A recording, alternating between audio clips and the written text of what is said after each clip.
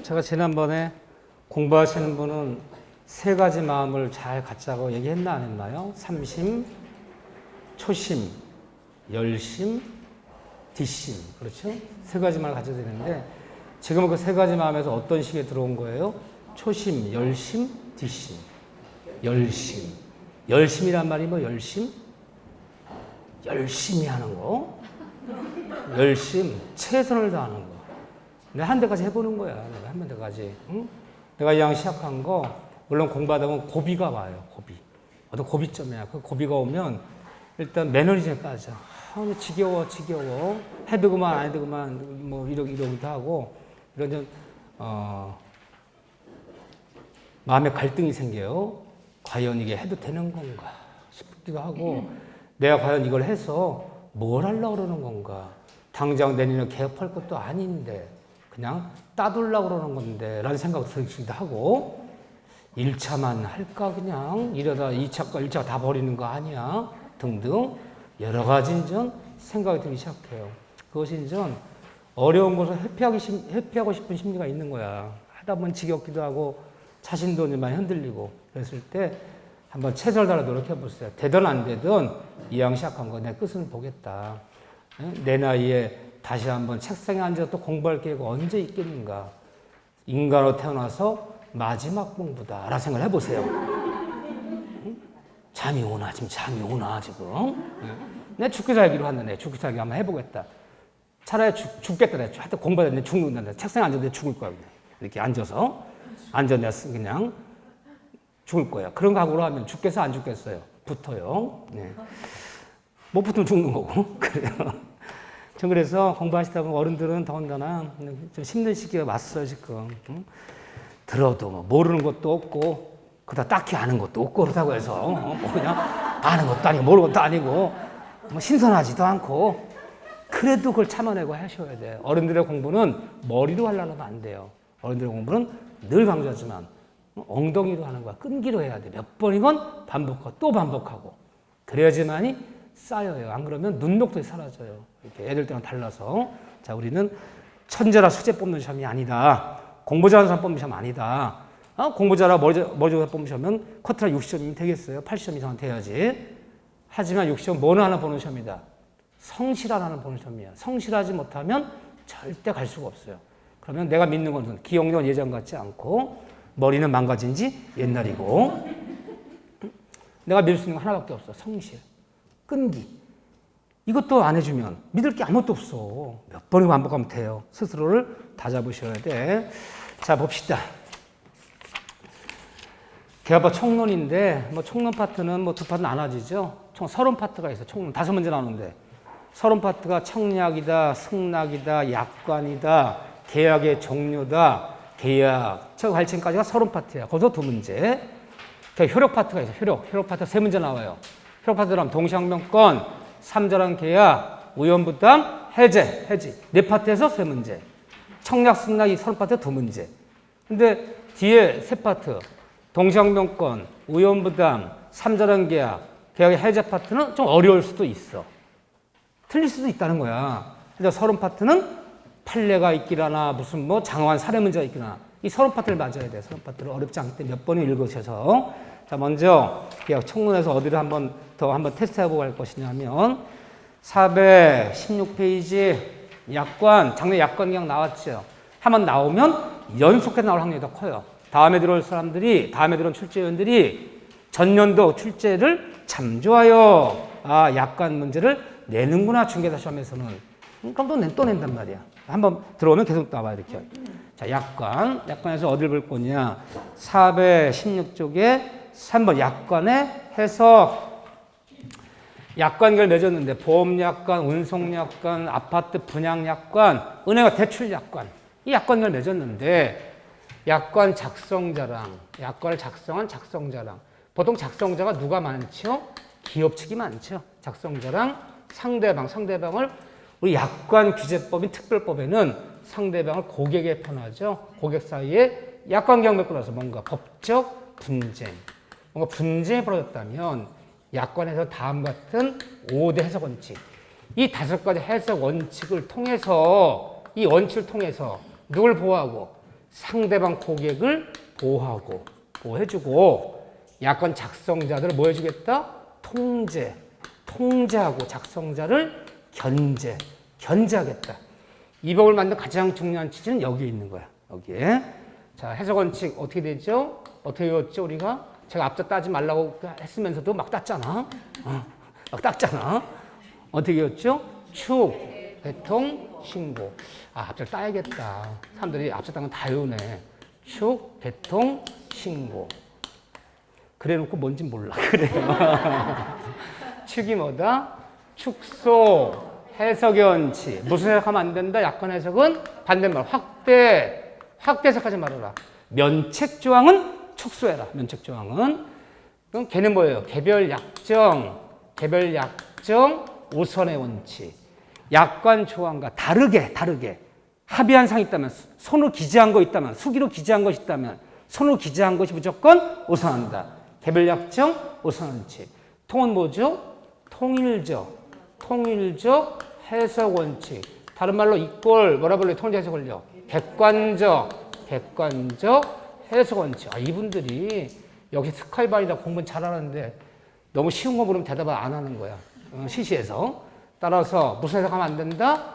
주관적 해석하면 안 된다. 사람에 따라 달리 해석하면 안 된다. 약관 해석은 모든 사람에게, 모든 고객에게 동일하게 해석해줘. 차별을 주면 안 된다. 응? 저한테 하면 안 되는 거죠. 신이 성실의 원칙에 따라 해석해서 그 약관 내용이 어떤 조항이 인간의 신의 성질을 위반하면, 신의치가 위반한 것은 그 내용이 불공정하거나 어떤 조항이 지나치게 부당하거나 지나치게 상대 고객을 구속시키거나 지금 부당, 불공정, 구속 어떤 용어들이 쏟아져 나오기 시작해 단어 중에 부정적인 용어, 구속시켰다, 부당하게 뭘 구속한다, 부당하게 뭘 불공평하다 이런 식으로 나오면 인간의 신의적 위반에서 그 조항은 뭐다? 무효이다. 그거는 뭐죠? 고객에게 어떻게 해석하라? 유리하게 해석한다. 다른 말로 얘기하면요. 약관 해석은 작성자에게 불리하게 해석하라. 어떤 조항을? 어떤 걸 이렇게 해석하라. 어떤 거를? 애매한 조항은 무조건 고객에게 유리하게 해석하고 작성자한테 불리하게 해석하라. 애매한 조항. 이 다섯 해석 원칙에 따라서 해석합니다. 여기가 제일 중요해요. 이걸 이해하는 거 잘했어요. 자, 그런 다음에 하나 더 체크해 보자면 417쪽에 5번에 일부 무효의 특칙 5번, 일부의 특례 5번, 일부의 특례 5번. 자, 약관의 일부 조항이. 자, 보험 계약을 맺었는데 보험 약관 계약을 맺었어. 그 보험 약관 조항이 50조가 있어, 50조. 페이지가 7페이지야.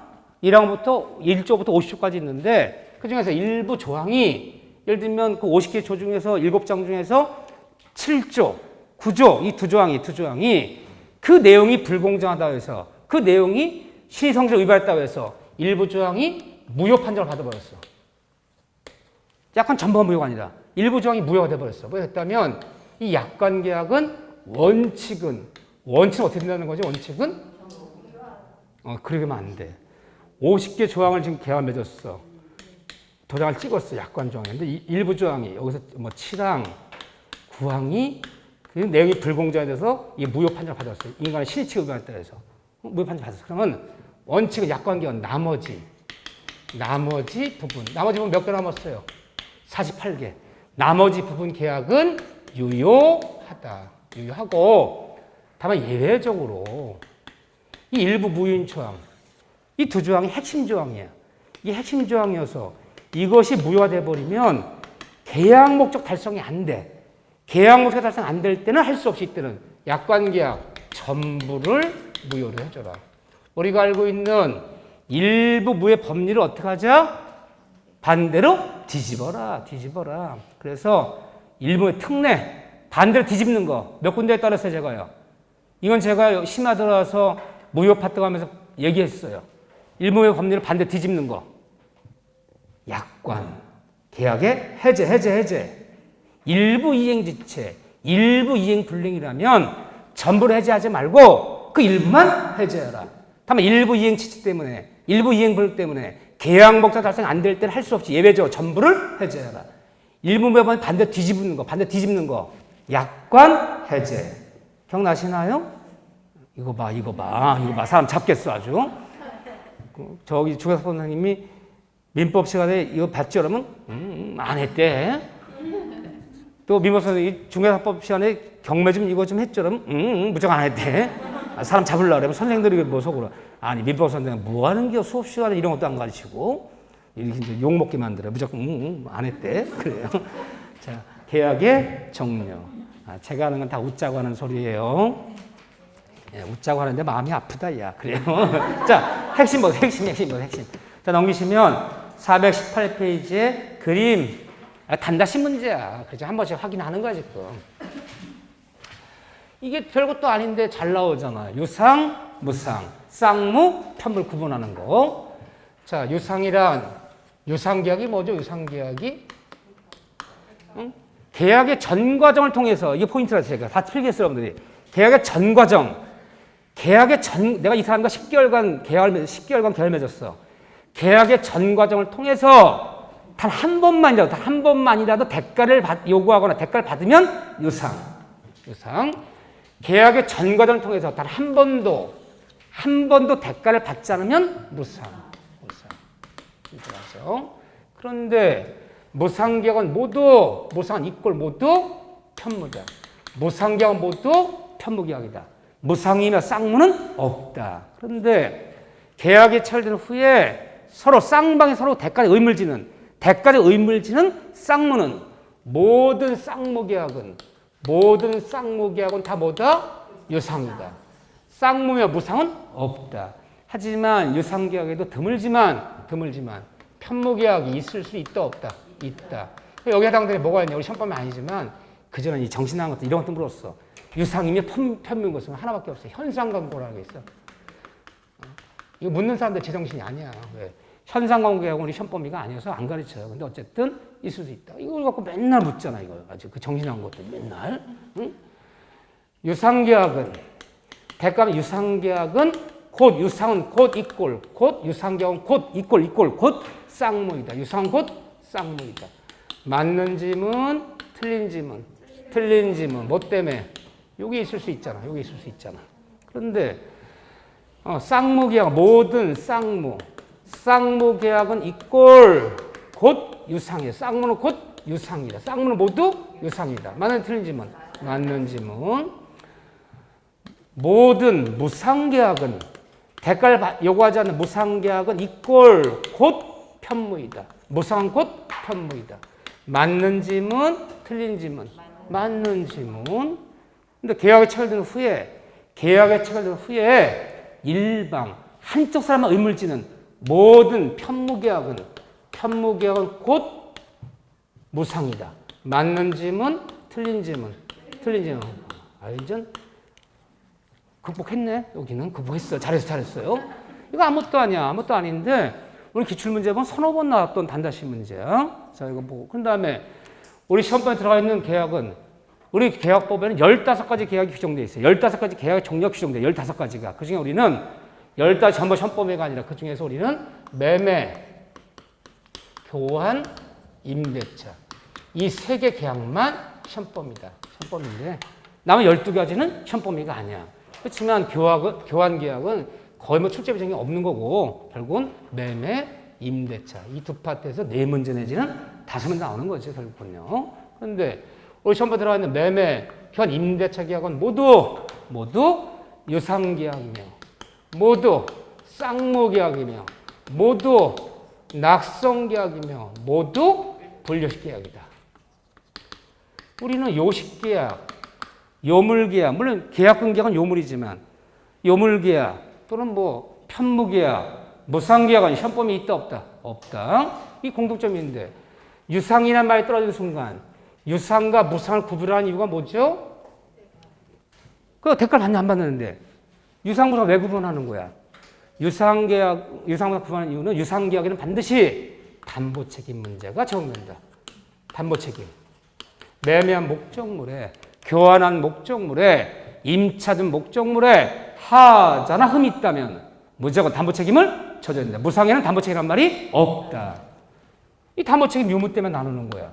쌍무다 편물 나눈 이유가 뭐죠? 쌍무 편물 나눈 이유는 쌍무계약은 편무계약이 없는 특징이 나타나. 쌍무계약만의 특징이 나타나. 특징. 편무계약이 없는 특징이 나타나. 쌍무의 특질이라 그래. 쌍무계약 특징. 특질. 뭐죠? 견연성. 그래요. 잘했어요. 견연성.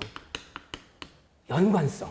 쌍무는 세상 사람 공평의 견지에서 일방 한쪽 사람의 채무가 성립하여야 타방의 채무도 성립하고. 무슨 말이에요?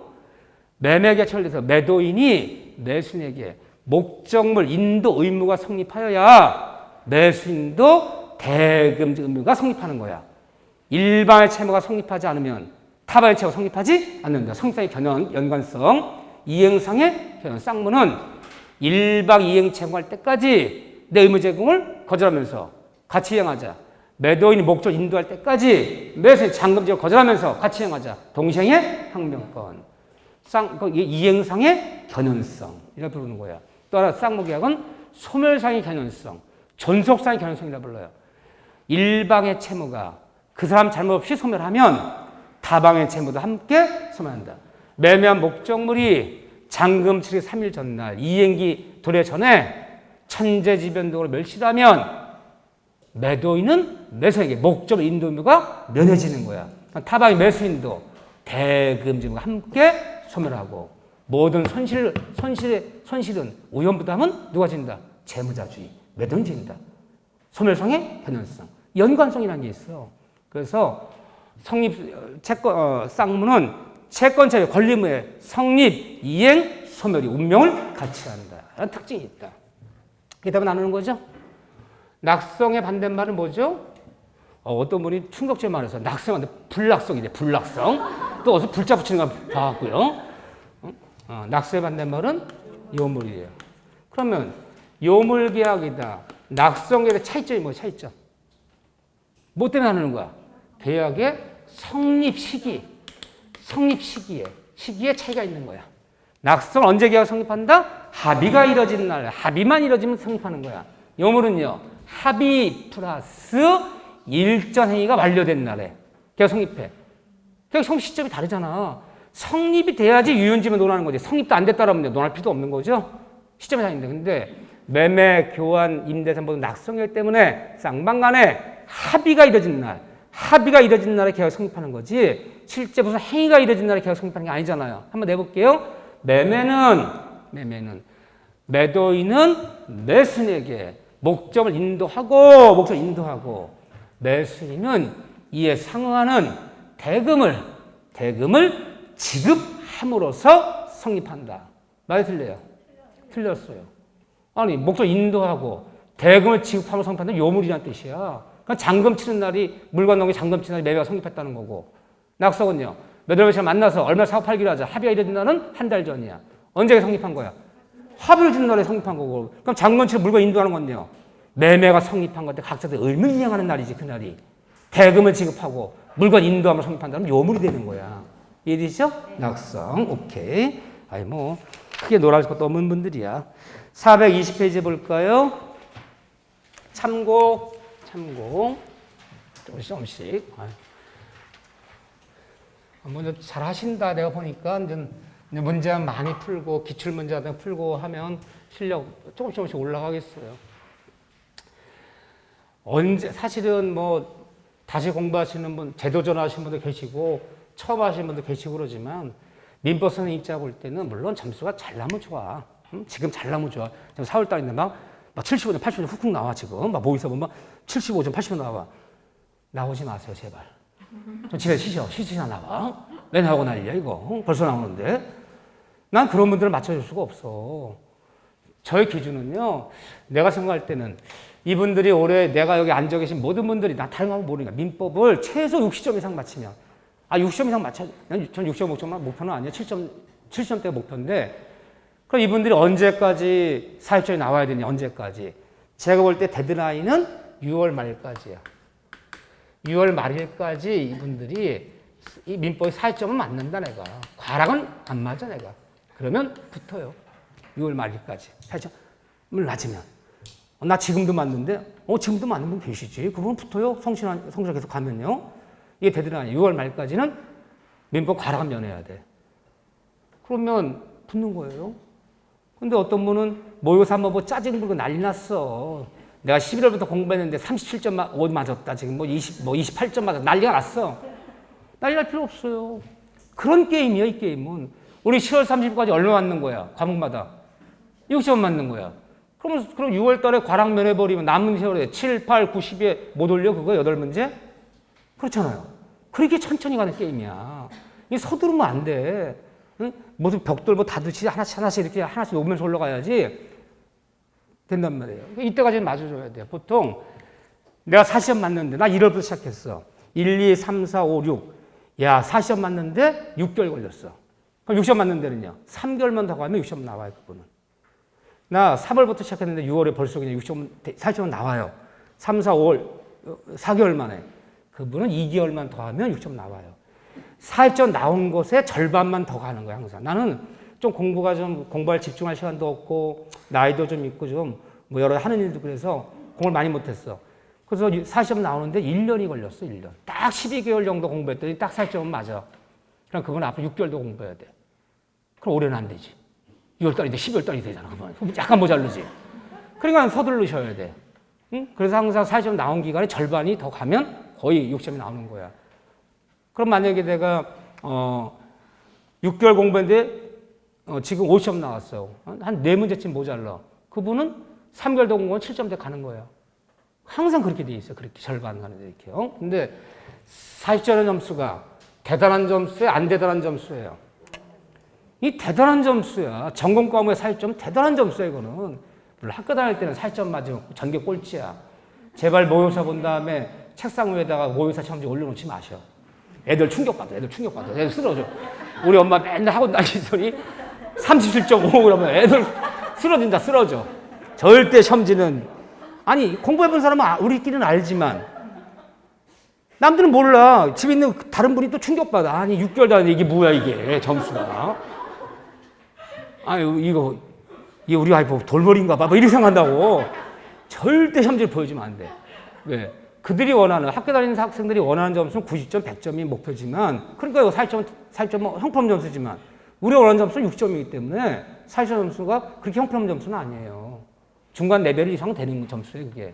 그렇죠? 40점이 어떤 점수예요? 이게 대단한 점수야. 그런데 이게 대체 40점이야. 내 모의고사 시험지를 하나 나눠줬는데, 점수는 내가 40점 맞았어. 그러면 40점의 점수는요, 문제 읽으면 무엇 문제 다 알아. 딱 읽는 순간 가다면 이중면 백삼조. 아버지가 아들한테 실제는 증여인데 증여세를 포탈하고 해서 매매한 거로 가정하여 은닉행위. 갑토지를 매매했는데 집원자가 을토지를 등기했다. 오표시 무효원칙. 문제 뜻 다 알아. 근데 정답을 못 맞히네. 2번도 같고 3번도 같고 4번도 같고 이게 타점이야. 그래서 답이 안 나오면요. 문제 뜻 자체를 몰라. 뭘 묻는지 모르겠어. 기억나는 게 아무것도 없어. 30번 문제 읽는데 듣는 이 처음이야. 이게 뭘 묻는지 모르겠어. 그래서 그게 가락이야. 그 여러분들이 40점 나온다는 것은 문제 뜻을 아는데 정답 못 맞히는 것은 연습만 하면 충분히 올라가. 근데 문제 뜻 자체를 모르는 것은요. 너무 공부량이 안 되는 거야, 그거는. 그러니까 40점 점수가 굉장히 중요한 점수야. 어떤 과목에서 40점 나온다는 것은 문제 뜻은 알아. 배운 기억은 나. 정답만 틀리는 수준. 문제 자체를 모르겠는 거. 그럼 시간이 오래 걸리죠. 여러분들 40점 맞는 것을 빨리빨리 맞도록 해. 모든 과목이에요. 금방 올라가요. 믿거나 말거나. 저 보세요. 믿으셔야 돼. 자, 숨은 불합이와 차고. 간단하지만 중요하다 했죠, 제가. 자, 숨은 불합이 그러면 생각나는 단어가 뭐죠? 숨은 불합이 생각나는 단어. 홍콩 달러? 미국 달러.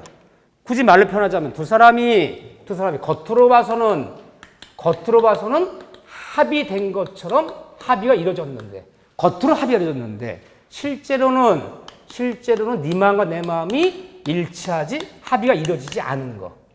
말로 쓰자면서 말로 쓸 줄 알아야지. 홍콩 달러, 미국 달러 나오진 않아, 시험 문제가. 네. 이렇게 표현해야죠. 그래서 홍콩사 미국 사람이 계약 맺었는데 100만 불에 사고 팔기를 하자. 얘 마음속에 100만 불은 US 달러였는데 얘 마음은 그 100만 불이 홍콩 달러였다.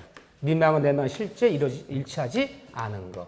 수무불합의는 계약의 성립이다, 불성립이다. 불성립. 성립이 안 된 계약이다. 성립이 안 된 계약을 착오 원인으로 취소할 여지가 있어요, 없어요? 없어요. 사례 문제를 가만히 봤더니 이게 수문불합의에 관한 사례 문제면 불성립. 이걸 찾아야 되는 거야, 이걸요. 결론은. 그러면 이제 흡사하게 착오야. 두 사람이 계약을 맺었는데 착오가 있어서 착오가 있었다면 이 계약은 일단 어떻게 돼? 일단 착오라면 일단 계약 성립되고 일단 계약은 유효한 거야. 다만 뭐 할 수 있을 뿐이야? 취소할 수 있을 뿐이야. 취소 안 하면 계속 유효한 거야. 그럼 사례 문제 나왔을 때 이게 수문불합의 문제라면 이 문제를 골라야 되고 착오 문제라면 착오 원인으로 취소할 수 있다. 이 질문을 골라야 되고. 자, 어떻게 고를까요? 두 명이 등장했는데. 자, 수문불합의는 두 사람이 등장하면 나오면 얘 마음은 $, 얘 마음은 $. 한 명이 문제되는 거예요? 두 명 다 문제되는 거예요? 두 명이 다 문제되는 거야. 두 명이. 네 마음, 내 마음이 서로 일치하지 않는 거야. 두 명이 다 문제되면 수문불합의. 불성립. 두 명이 등장했는데 한 사람 문제가 없어. 한 사람 문제가 둘째 한 사람이 내 마음속에 있는 의사와 내가 입으로 얘기한 표시가 일치하지 않음을 무의식적으로 몰랐어요. 모르고 했어요. 나는 제곱미터란 말과 평이란 말을 같은 말로 알고 계약을 맺었어요. 한 사람 문제가 없어. 한 사람이 내 마음과 내 표시가 무의식적으로 일치하지 않았어. 둘 중에 한 명만 문제돼. 그럼 뭐예요, 이건요? 착오. 이 계약은 일단 유효하고 다만 뭐 할 수 있다? 취소할 뿐이야, 갑이. 두 명이 다 문제되면 수문불합의. 둘 중에 한 명만 문제되면 착오. 이렇게 구분하셔야 돼. 문자로 구분하려면 헷갈려, 이게. 이렇게. 그래서 착오 문제라면 이 지문. 수문불합의 문제는 이 지문. 이렇게 보셔야지. 오케이. 그 다음에 제가 의외로 강조한 게 뭐예요? 서론 파트에서. 421쪽에 3번 청약의 유인과 청약을 구분하는 거. 이거 하지는 않을 거예요. 이 다음에 이제 다 요약 정리를 다시 한번 볼 거야. 청약과 유인을 구분하는 거. 이거 중요해 생각보다. 세 군데만 먼저 봐주셔. 나머지는 다 기본 강의할 때 봤더니 여기는 판례가 있는 것도 아니고 법조문 수준이야. 그게 보지 않고 어디로 갈 것이냐. 바로 넘어와서 계약 체결상의 과실책임. 일로 오셔요. 428쪽이야. 계약 체결 과실책임 문제로 올 건데 물론 계약 체결 과실책임 문제는 자주 나오는 파트는 아니야. 굳이. 우리가 배우는 파트 중에서 출제 빈도수는 가장 빠져, 여기가. 가장 출제 빈도가 좀 드물어요, 드물어. 그렇지만 말뜻은 알아야죠. 자, 빨리 한번 해볼게요. 계약 체결 과실책임 문제는 일단 어디서 발생한다? 일단 두 사람 사이에 외견상 계약은 성립되었을 거. 성립도 안 된 계약에서는 판례에 따르면 이 문제는 발생하지 않고 일단 성립되었을 거. 성립된 계약이 뭐가 되었을 거? 전부 원시적 불능이 되었을 거. 계약 절차는 이미 원시적 불능이 되었을 거. 원시적 불능이 되어버리면 이 계약은 뭐다? 무효이다. 일단 성립된 계약이 전부 원시적 불능이 돼서 무효가 됐다. 계약은 무효됐지만 이때 일방이 타방에게, 매도인이 매수인에게 계약은 무효됐지만 원시적 불능이 무효됐지만 매도인 매수인에게 뭔가 책임지는 것을 계약 체결 과실책임 진다라 부른다. 원시적 불능에서 발생합니다. 원시적 불능에서. 또 계약 과실책임 해버리면 배상범위 실력배상이다, 이행배상이다. 실력배상, 이행배상. 실력배상이다. 부대비용 좀 물어주는 거지. 이행배상하는 거 아니다. 실력배상이다. 단 예외적으로 이행이익이 실력보다 더 적을 때는 적은 이행이 범위 내에서만 실력을 배상한다. 기억나시죠? 네. 여기 정도는 요건이야. 그럼 여러분들 어디를 내가 그때 봤냐면 어려운 거 아무것도 없어. 429쪽에 535제 계약처럼 하신 요건, 요 별표 하나 쳤을 거야. 여기 봤어, 여기. 그 다음에 이 관련되는 판례가 있다 그랬죠? 판례 넘겨보세요. 확대 적용의 문제. 나는 내가 무서워하는 게 여기야. 이 계약 절차적인 문제가 요건 정도, 말뜻 정도 물으면 아무것도 아니야. 원시적 불능 무효, 후발적 불능 유효. 원시적 불능에서 계약 절차적 문제가, 후발적 불능에서 우연부담 문제가. 이 정도 쓰면 물으면 괜찮은데 판례를 물으면 어려워요. 자주 안 나오던 부분이 어쩌다 나오면 이게 어렵게 나올 가능성이 커져요. 자, 보세요. 계약 과실책임 관련되는 대원 판례가 그 다음 편에 나와 있는데 제가 5문장을 정리할 거예요. 자, 넘기시면 430페이지의 확대 적용의 문제. 여기 잘 보자고요. 자, 판례가 계약의 준비 단계. 계약의 준비 단계에서 계약교섭의 부당 파기. 이 부당 파기권을 판례 어떻게 얘기했냐. 자, 이걸 물으면서 항상 이런 얘기를 해요. 계약이 체결될 것이라는 믿음과 신뢰를 부여했다. 마치 계약이 체결될 것이라는 믿음과 신뢰를 부여해서 상대방은 이 믿음과 신뢰 부여 상대방은 기다렸는데 아무런 정당 이유도 없이 중간에 계약 교섭 중도에 부당 파기한 사건. 이거 판례 어떻게 볼 것이냐. 여기 해당되는 가장 대표적인 사례가 제가 뭐라 그랬어요? 교직원 채용 사건이라고 아주 굉장히 유명한 사건이 있었어요. 어느 대학이란 말은 안 할게요. 모 대학에서 교직원을 모집하겠다 라고 공고를 냈어. 그래서 많은 사람들이 자기소개서, 이력서, 서면 작성 1차 서류심사, 통과되는 2차 면접, 통과되는 3차 브리핑 이런 거 뭐 한다 그러고 이런 거 3차까지 거쳐서 5명을 합격시켰어요. 5명 합격 통지 보냈어요. 보내면서 합격처에서 곧 불러서 뭘 써야 돼? 불러서 근로계약서 쓰고 출근시킬 테니까 며칠만 기다려라. 통지 보냈어. 근데 아무리 기다려도 소식이 없어요. 소식이 없어요. 이전화 저전화 빨리 출근 계약서 근로계약 쓰고 나오라 그랬더니 보름 지나도 연락이 없어. 근데 보름 만에 연락 왔어요. 5명한테 연락이 왔어요. 뭐라 연락 왔어요? 올해는 학교 측이 재정 상황이 좀 좋지 않아서 교직원을 뽑지 않기로 했다. 본의 아니게 참 미안하다. 안녕. 앞날에 무궁한 발전을 기원함. 이렇게 왔어요. 아니 합격을 보내놓고 보름 기다렸는데 안녕 한마디 되겠느냐.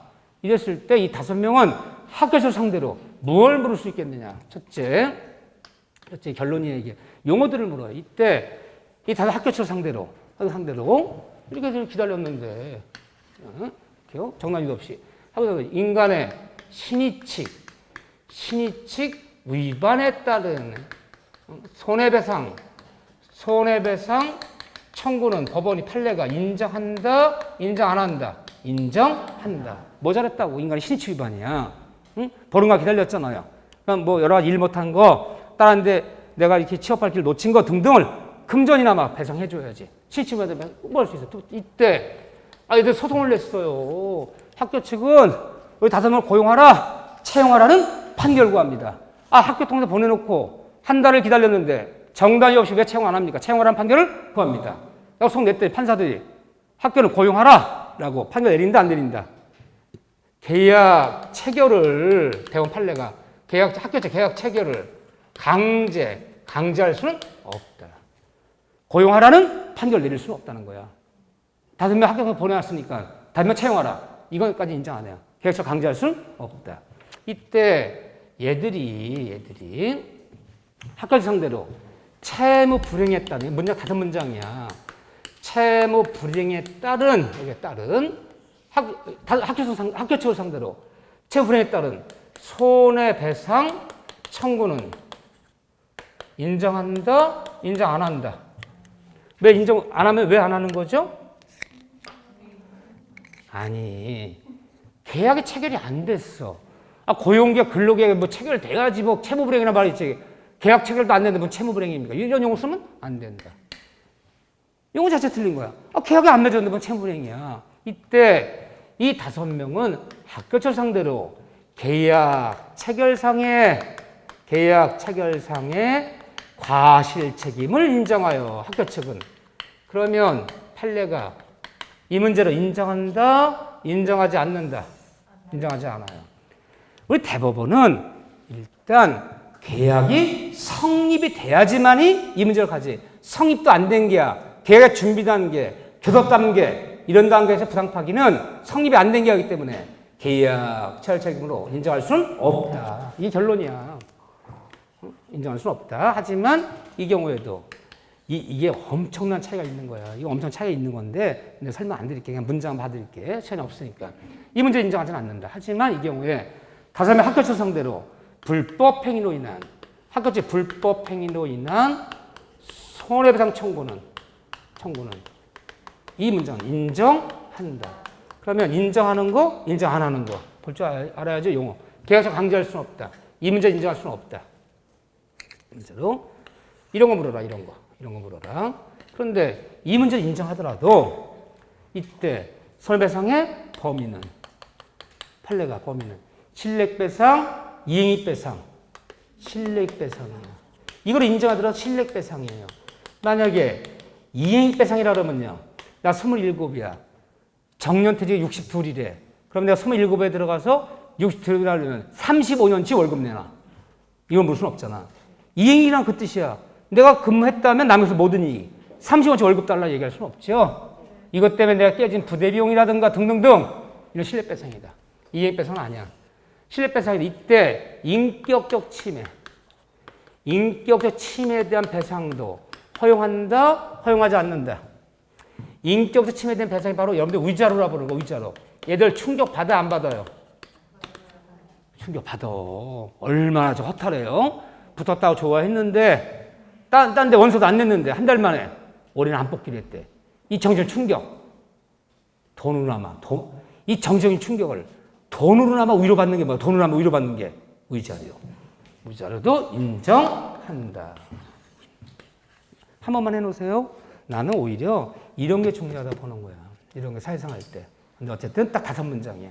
이거 뭐 익혀주셔요. 자, 쌍무기역에서 동시행 항변권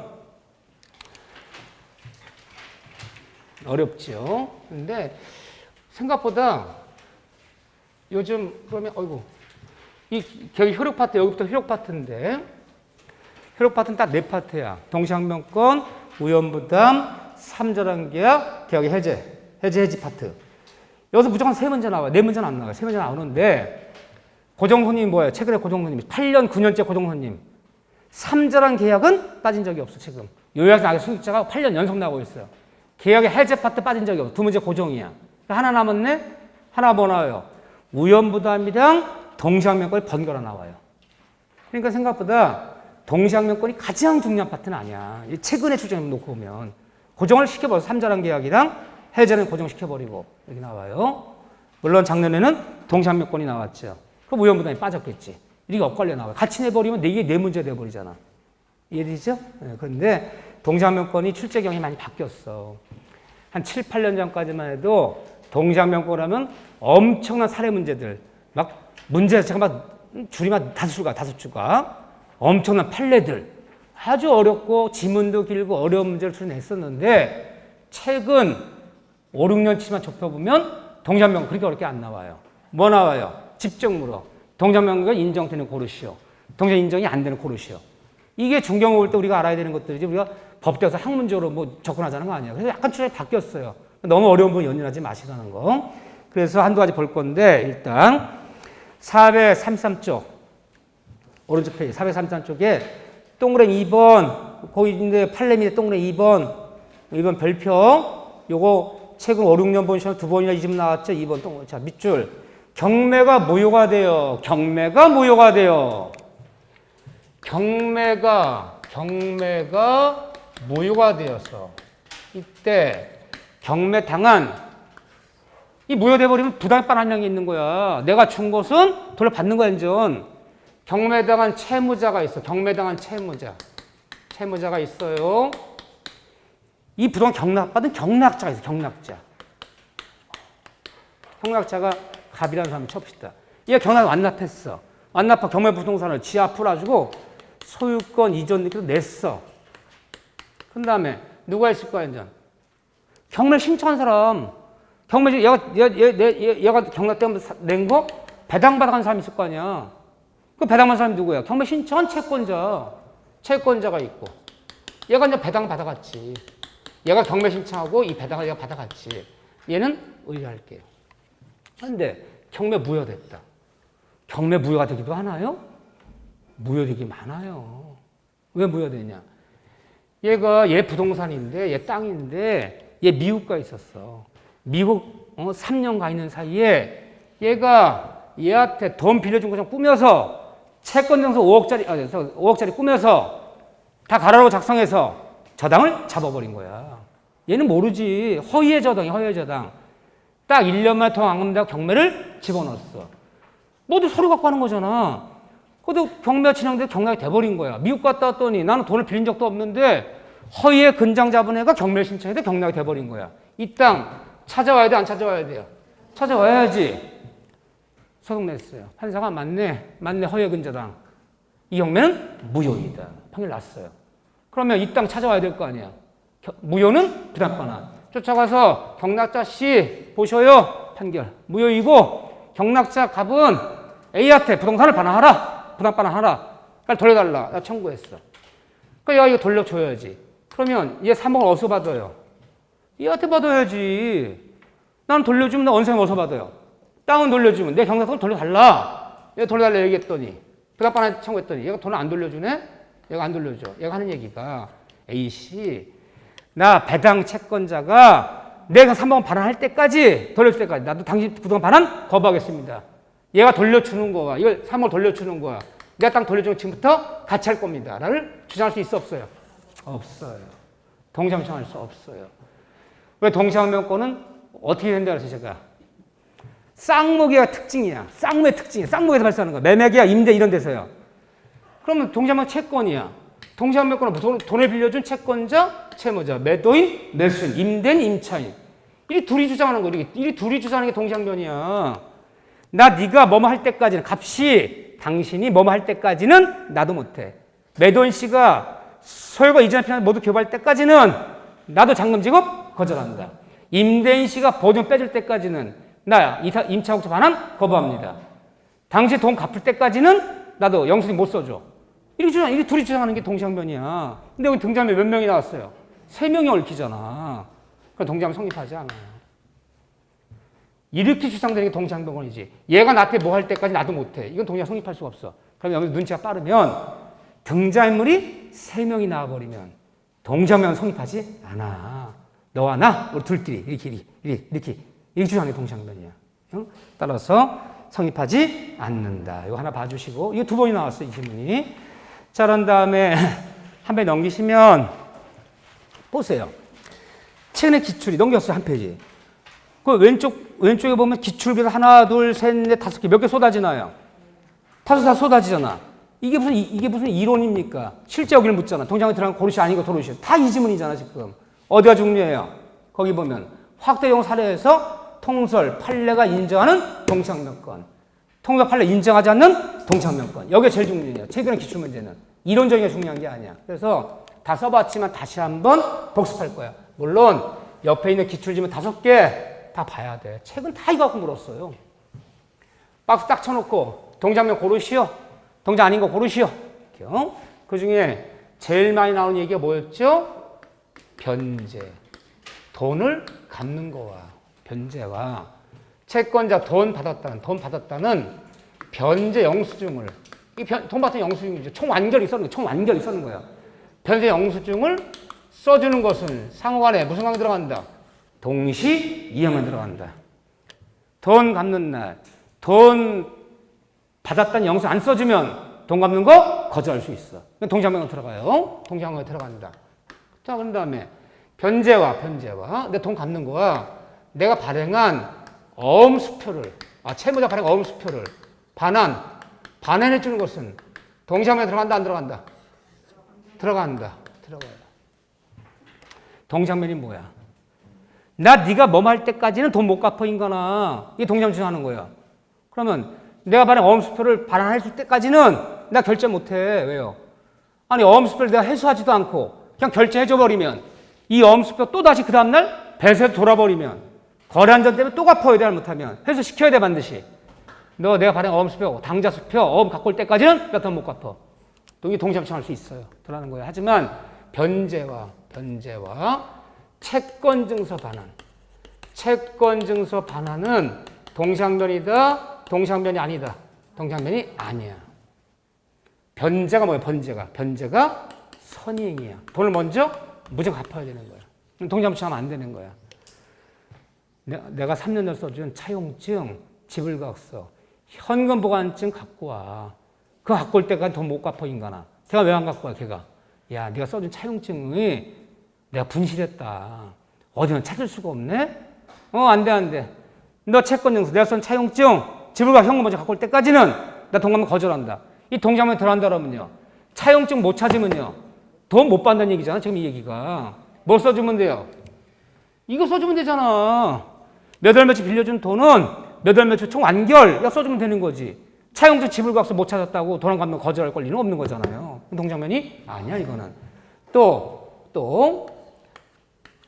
돈을 갚는 거, 변제와 돈 갚는 거와 담보권 말소. 이 담보에는 많은 것들이 있어요. 저당권도 있고, 양도담보도 있고, 매도담보도 있고, 담보등기도 있고. 담보 말소는 동장면이다, 동장면이 아니다. 동장면이 아니다. 그럼 뭐예요? 변제가 선행이다. 기억나시죠? 그 다음에 우리가 이제 요건 기본 이거 기본 틀이고, 지금에 잘 나오는 것들이고. 두 번째 우리가 잘 묻는 건 또 뭐예요? 토지거래 허가지역에서 토지거래 허가지역에서 매도인이 허가 신청에 협력해 주는 거야. 협력하는 거와 토지 매수인이 허가지역에서 대금을 지급하는 것 사이에는 동상면이다, 동상면이 아니다. 동상면이 아니다. 그럼 뭐다? 허가 신청이 무조건 뭐다? 선행이다.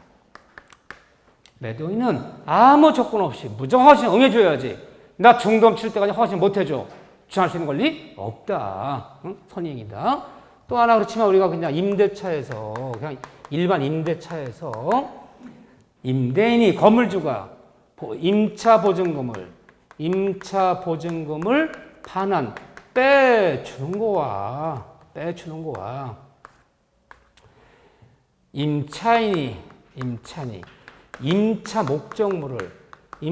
목적물을 반환해 주는 것 사이에는 서로 동시화면에 들어간다, 안 들어간다. 동시화면에 들어간다. 이거 서로 들어가는 거야. 보증 빼줄 때까지 나 임차 반환을 거부한다. 동시화면이야. 또 마찬가지 임대인 입장에서 임차 목적을 인도할 때까지 보증금 반환 거부한다. 같이 하자. 동시화면에 들어가요. 누가 먼저 해야 되는 거 아니야. 그러면 만약에 이렇게 하나 만나보세요. 임대차 끝났을 때 임차인이 먼저 임차물을 반환하여야 보증금 반환 요구할 수 있다. 땡, 틀렸어. 내가 먼저 하여야 뭘 요구할 수 있다는 선의의 의무가 있다는 거야. 그것이 한 문제 또. 임대가 종료했을 때 임대인이 먼저 보증금을 반환하여야 임차보증 반환하여야 임차 반환을 요구할 수 있다. 틀리는 거야. 내가 먼저 뭐 하여야 뭘 요구할 수 있다. 그러면 그건 선의의 의무가 있다는 거야. 동시화면에 들어가요. 같이 하는 거 누가 먼저 이행하는 게 아니에요, 이건요. 그런데 다만 임대차에서 조심하자. 임차 명령 등기. 이 명령 등기란 이 주택 상가는 기억나시죠? 계약이 끝났는데 보증은 빼주지 않아서 임차 명령 내놓고 이사 나갔어요. 이런 상태에서는 임대인 집주인이 보증금을 반환하는 것이 무조건 뭐다? 무조건 선의행위야. 선의의 의무가 있는 것이지 임차 명령 등기 말소와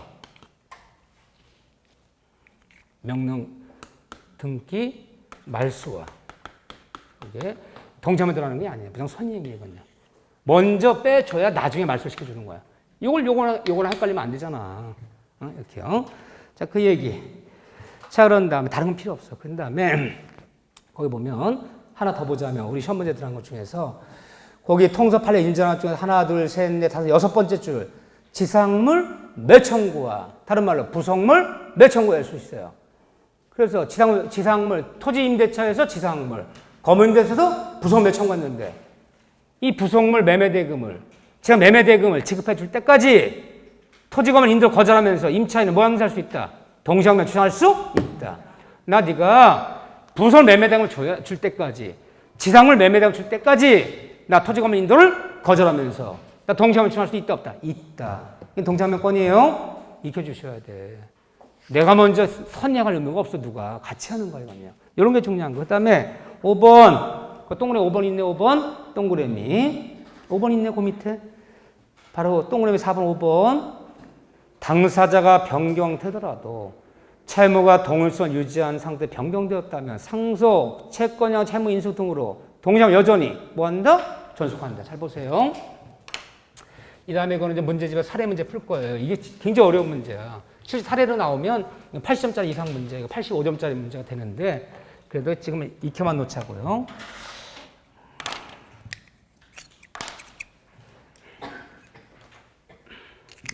힘이 없어서 얘가 잘 안 돼. 이거 하나만 하나야. 이게 그냥 손을 쓰면 이게 손이 아파요. 이게 손이. 이거 하면인데 얘가 힘이 없어 쑥 들어가. 쑥 들어가. 자 보시죠. 동시항명권은 쌍무계약. 쌍무계약에서 이 동시항명관계가 발생하는 거예요. 쌍무계약에서 이행상의 견연성이나 불러. 쌍무에서 발생한 문제지 원칙적으로 편무계약에서는 동시항명권은 발생하지 않아요. 쌍무의 특징인데 이 쌍무계약 그러면 갑결이 결 맺었어. 여기서 발생하는 문제야. 그럼 동시항명권은요. 채권이에요? 물권이에요? 동시항명권은 채권이야. 채권이기 때문에 동시항명권은 쌍무결 체결한 당사자끼리 동시항명권은 성립되고 당사자끼리 주장된다. 우리 둘끼리 이렇게 주장된다. 이 집 맞는 거 틀리는 거예요. 맞아요. 또 채권이기 때문에 동시항명권은 제3자에게는 동시항명권을 주장할 수 있다 없다. 3자한테 주장 물권이지. 유치권은 물권이니까. 채무자뿐만 아니라 이 세상 모든 사람한테 인도 거절할 수 있어. 동시항명 채권에 불과하기 때문에 네 둘끼리만 주장해야지. 경락자, 신소자한테 동시항명한다는 말은 없는 거예요. 원칙적으로. 물권이 채권이니까. 이거 맞아요. 근데 이 당사자란 말을 당사자의 한하여 주장돼. 한한다는 말을 굳이 집어넣으면 마음이 찝찝해요? 안 찝찝해요? 왜 찝찝해요? 잘했어. 느낌 좋아. 우리 계약법은 우리 시험 범위가 527조부터 553조까지가 26개 조문이 계약 총론이라는 법조문이야. 거기 청약, 승낙, 계약 저할 책임, 동시항명권, 우연부담, 3자에게 해제해지 여기까지가 계약 총론이야. 모두 무슨 규정? 임의규정. 임의규정 문제 푸는데, 동시항명권 푸는데, 우연부담 문제 푸는데, 3자랑 계약 문제 푸는데, 예를 들면 계약처럼 관심편 푸는데 하나여, 만, 뿐, 언제나, 절대로 이런 극단적 용어 쓰면 되겠어요? 안 되겠어요? 안 돼요. 다 틀려다 봐야 돼요. 99%. 왜요? 임의정에서 하나여, 뿐, 이게 어디서 원칙일 뿐이지. 이해되십니까? 하나라면 예외가 없다는 거잖아. 그냥 이랬으면 맞아, 이게. 당사자끼리 주장된다. 3자 주장할 수 없다. 그럼 맞아. 꼭 쌍무결청의 당사 하나여, 주장한다. 굳이 말을 집어넣으면 틀려. 왜요? 물론 당사자끼리지만 이것이 채권양도, 채무 인수, 상속 등으로 사람이 바뀌더라도 얘 돌아가시면 이 자식 사람 바뀌었잖아요. 바뀌더라도 동시에 여전히 전속되고 유지되는 거잖아.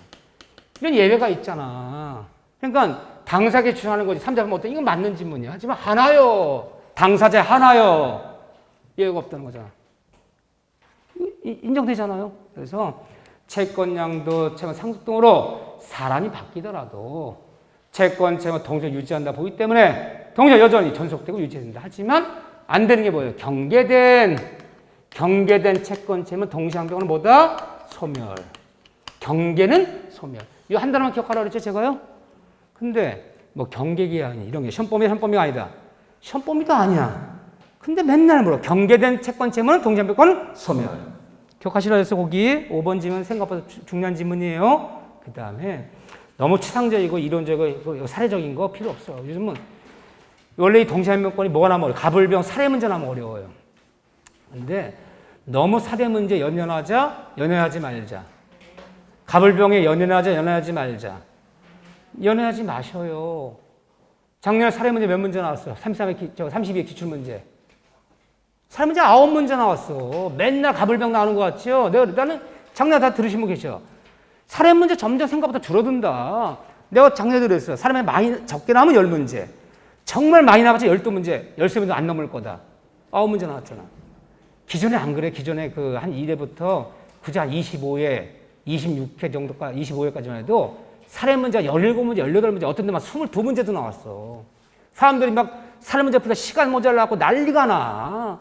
종 올리면 답안지를 못 내. 막 못 뺏어가. 시간이 부족해. 너무 작물 짐들이 많아서. 요즘 왜 사례 문제를 좀 줄이고 있나요? 원래 민법 사례 문제 맞는 게 맞아. 근데 왜 줄이고 있나요? 시험만 보고 나면 이 중개사 공부하시는 분들은 성인이야. 여러분들이 중개사 공부 하시려면 여러분들 다 성인들이기 때문에 혼자 공부하는 게 아니라 가족의 동의가 있어야 돼. 결혼하신 분이면 배우자한테 얘기하셔야 돼. 나 저기 중개사 공부하냐고 이 시간에 나가서 공부하고 그런다고 좀 아무래도 살림 좀 소홀할 거고 뭐 이렇게 좀 다 가족한테 얘기해야 돼요. 가족의 동의를 받고 하는 공부야. 그래서 공부를 포기할 때도 뭘 해야 돼? 동의서 받아오세요. 동의서 받아오세요. 공부 안 해야 된다. 포기서. 시작할 때 가족의 동의가 묵시의 동의가 있었기 때문에 포기도 내 마음대로 못 하는 거야. 그런데 열심히 했는데 떨어져서 제일 억울한 게 뭐예요? 실력 떨어진 것보다 풀지를 못했어요. 25번 풀었는데 종쳤어. 민법 15문제를 못 풀었어. 학계론 문제 풀고 나서 민법 좀 푸는데 25번째 푸는데 3분 남았대. 5분 남았대. 그래서 풀지도 못하고 찍었어. 그래서 15문제를 못 풀어서 아마 찍었는데 그 15문제 찍으면 3문제 맞아야 될 거 아니야, 이거네. 3문제도 안 맞아. 이게 또 시험이 그런 거야. 찍으면 또 안 맞아. 1문제 모자르네? 잠이 안 오는 거야. 자다 이불 켜고 그래. 그럼 어떻게 하나요? 이 중요한만 보고 나면요. 지금 뭐라고 그래? 국토해양부, 인력관리공단. 요즘 어디야? 사람들 어디를 만만하게, 사람들 제일 만만한 데가 어디야? 사람들 변했어. 언제부터 제일 만만한 데가 무슨 행정관청이 아니라 청와대가 제일 만만해. 맨날 청와대 민원 넣어요. 청와대한테. 대통령님, 내가 생계를 포기하고 이 헌법에 보장된 직업 선택의 자유와 영업의 자유를 보장받기 위해서 중개사 시험을 5년째 보고 있습니다. 그런데 제 시간 내 풀 수 없는 문제를 줘서 제 시간 내 읽기도 힘든 문제를 줘서 풀어보지 못하고 떨어지면 너무 억울하지 않느냐. 내 나이는 62인데 뭐 이렇게. 그러면 거기 동의서 막 올려요. 같이들. 그러니까 스트레스 엄청 받아요.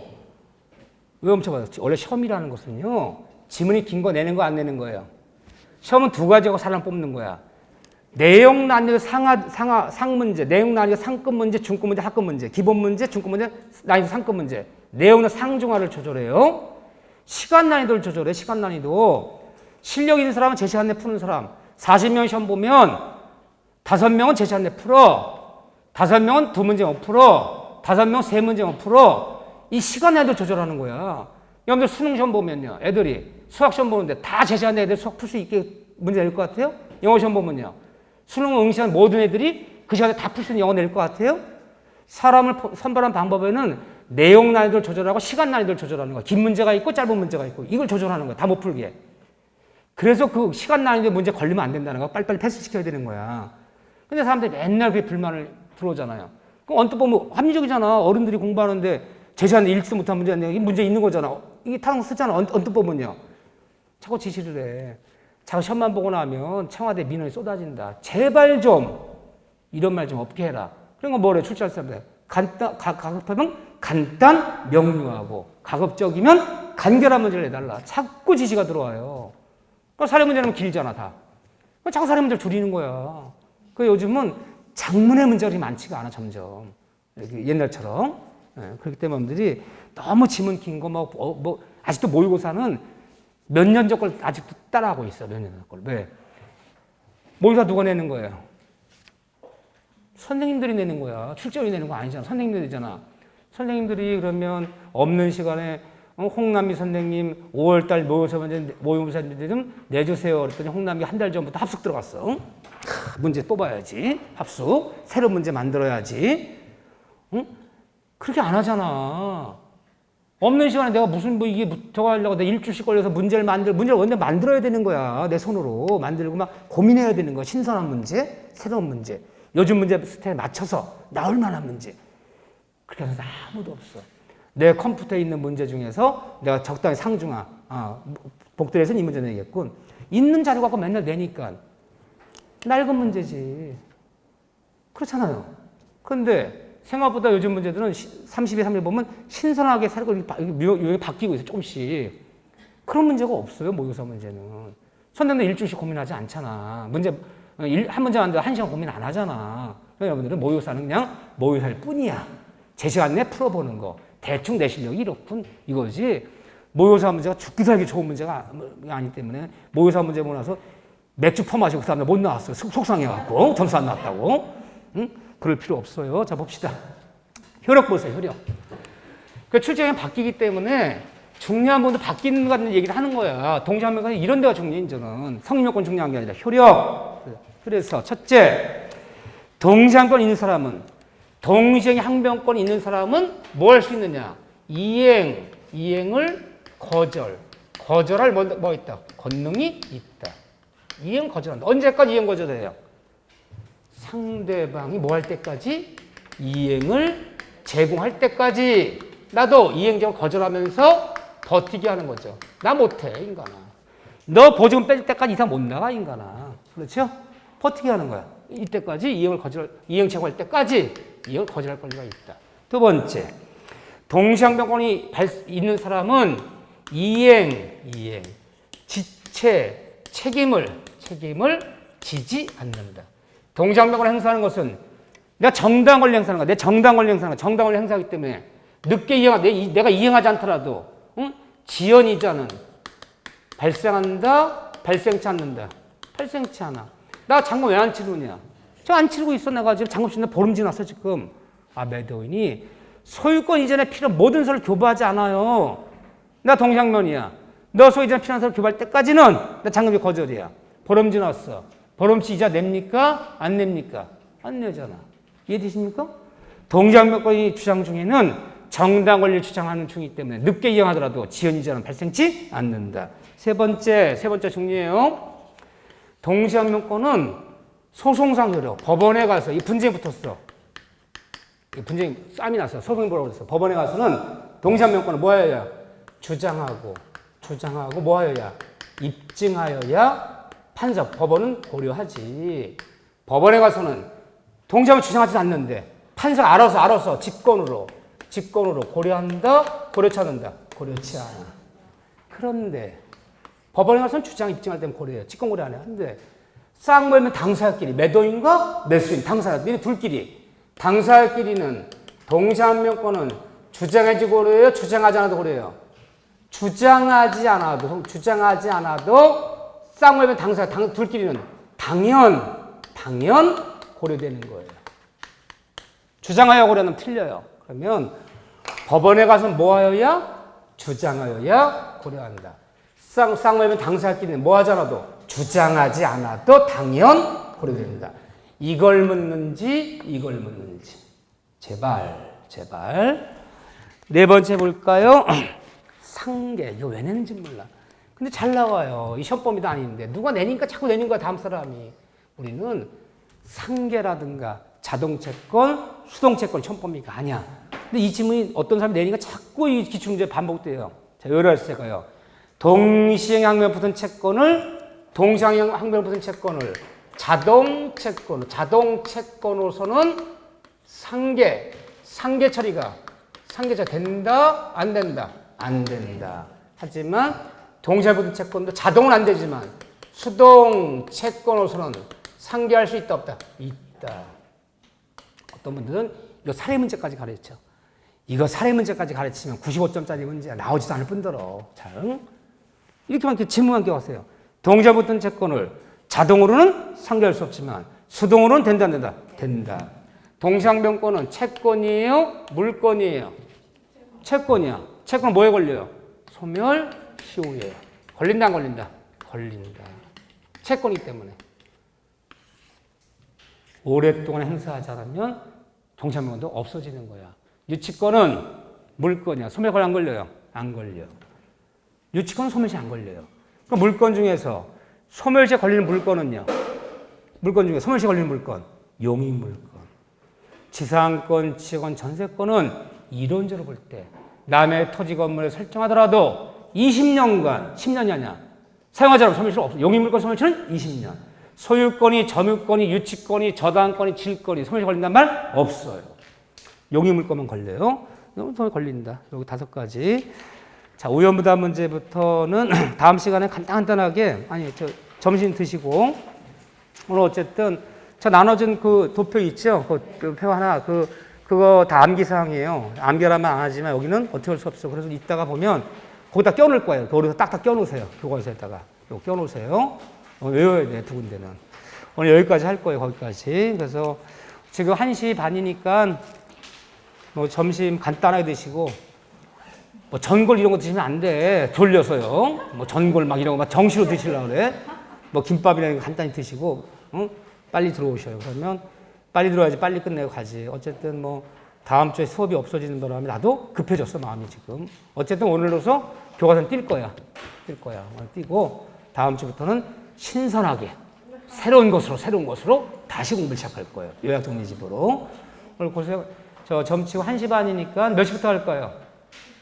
2시 반, 그냥 2시 반 전에 들어오세요. 2시 반부터 오늘 열심히 부지런해서 한 5시 반까지는 끝내보자고요. 네. 5시 반까지만.